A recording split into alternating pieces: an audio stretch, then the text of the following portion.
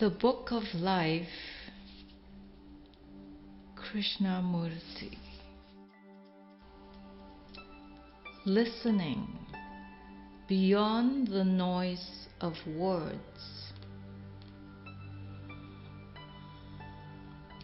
Listening is an art not easily come by, but in it there is beauty and great understanding.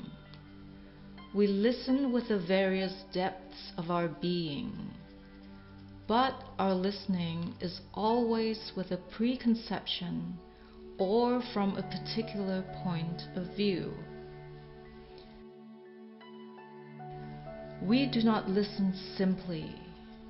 There is always the intervening screen of our own thoughts, conclusions, and prejudices.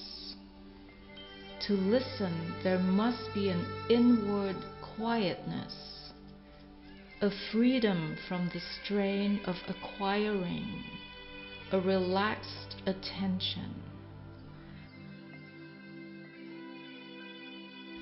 This alert yet passive state is able to hear what is beyond the verbal conclusion.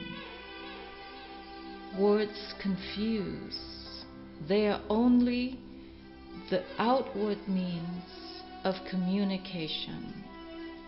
But to commune beyond the noise of words, there must be in listening an alert passivity.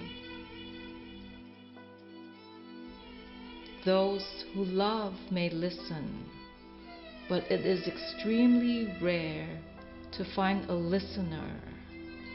Most of us are after results, achieving goals. We are forever overcoming and conquering, and so there is no listening. It is only in listening that one hears the song of the words.